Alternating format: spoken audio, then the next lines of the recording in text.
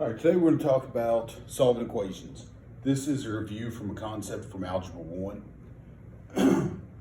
What we've got one problem up here where we have 2x plus 5 is equal to 15.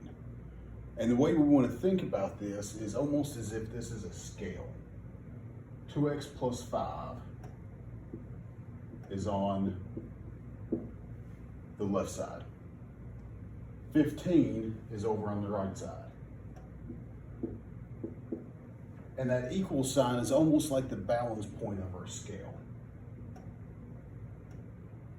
Change that up where it looks somewhat like scale.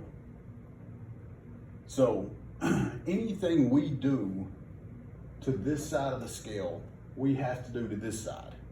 Because if we take 5 away here, it's going to become lighter and our scale would tip. We want it to always be balanced.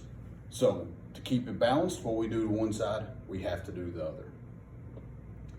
Now the other thing with our equations, because once again they're equal,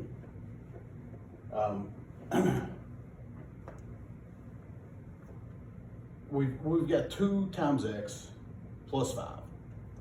Okay, normally when we're talking about order of operations, we multiply and divide before we add and subtract. When we're working to solve an equation, we work backwards. We're going to add and subtract first. So since I have plus 5, if I take 5 away, it's going to leave me with just 2x over here.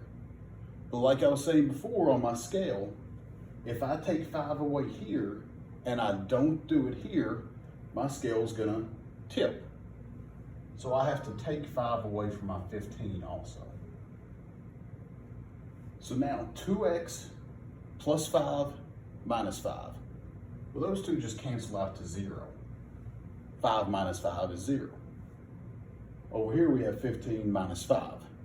15 minus 5 is going to be 10. So on the left side I have my 2x. On the right side I have my 10. Okay. Key to always remember, what you do to one side, you have to do to the other.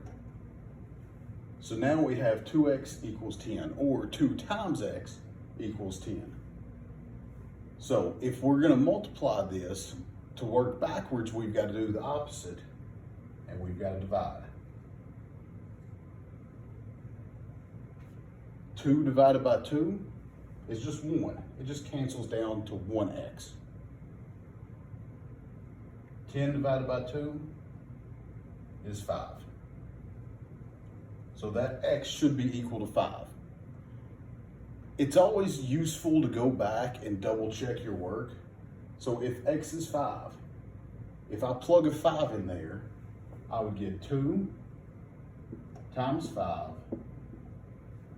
plus 5 equals 15.